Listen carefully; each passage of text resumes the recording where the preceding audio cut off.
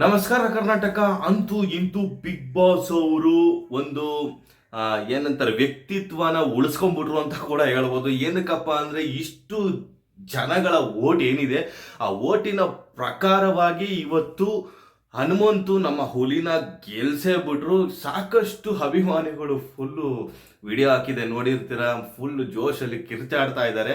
ಒಟ್ನಲ್ಲಿ ವ್ಯಕ್ತಿತ್ವಕ್ಕೆ ಬೆಲೆ ಕೊಟ್ಟ ಬಿಗ್ ಬಾಸ್ಗೊಂದು ದೊಡ್ಡ ಸಲ್ಯೂಟು. ಮತ್ತೆ ಇನ್ನೊಂದು ಏನಪ್ಪ ಅಂದ್ರೆ ಹನುಮಂತುನ ಮುಗ್ಧ ಅದು ಇದು ಎಷ್ಟೋ ಜನ ಅಲ್ಲಿ ರಜತ್ ಆಗಿರ್ಬೋದು, ಯಾರೇ ಆಗಿರ್ಬೋದು, ಒಂದಷ್ಟು ಕಿಂಡಲ್ ಮಾಡಿದ್ರು. ಅವ್ರಿಗೆಲ್ಲರಿಗೂ ಉತ್ತರ ಸಿಕ್ತು. ಒಟ್ನಲ್ಲಿ ಎಲ್ಲರ ಜನಗಳ ಪ್ರೀತಿ ವಿಶ್ವಾಸಕ್ಕೆ ಅಂತೂ ಇಂತೂ ಬಿಗ್ ಬಾಸ್ ತಲೆ ಬಗ್ಗಿಸಿದೆ.